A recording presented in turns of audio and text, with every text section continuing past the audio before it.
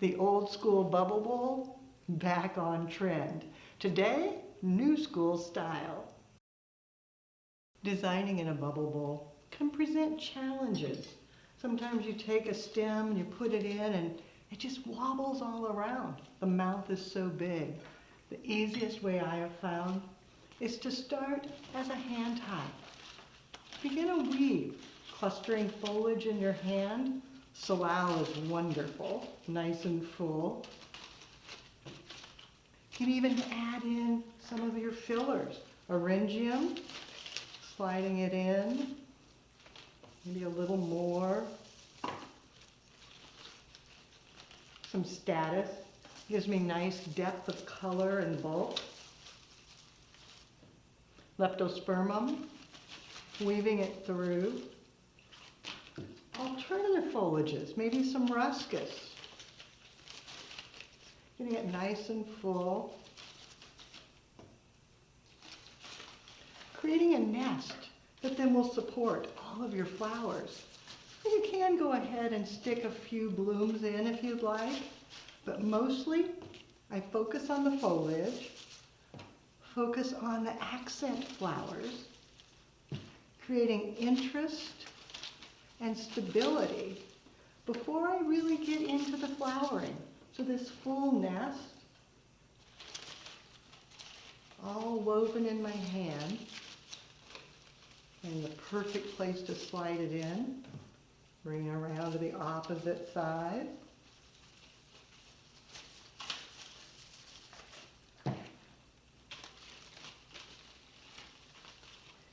Even fatsia leaves, creating a bit of a collar, tucking it in.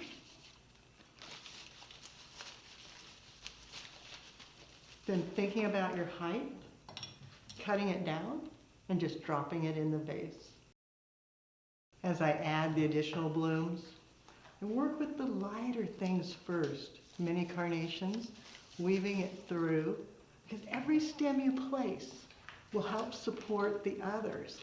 Coming in all the way through the central binding point, and then adding more roses, radiating.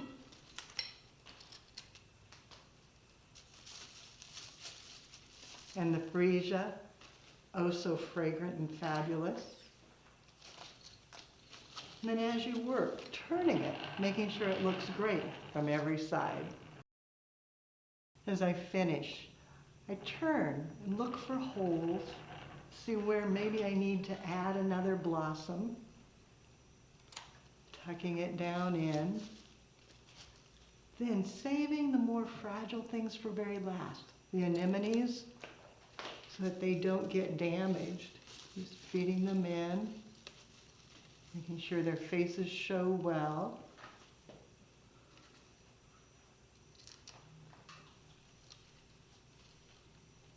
Looking for the perfect spot. And turning until it's perfect. The recipe, I started with a full bunch of the ruscus, half a bunch of salal, and then I used 3 fatsia leaves, 3 stems of status, half of a bunch of leptospermum, 3 stems of the orangium. Then for flowers, 10 roses, 10 mini carnations, 10 freesia, and 10 anemones. Looks beautiful all the way around. So many fabulous blooms for Mother's Day. Yes, it can be for any day.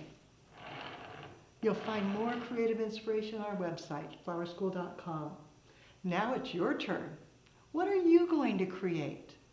Find a bubble bowl, gather all your favorite flowers, and design away. Be sure to take a picture, post it on social media, and hashtag Floral Design Institute. That way we all can see what you do as you do something you love.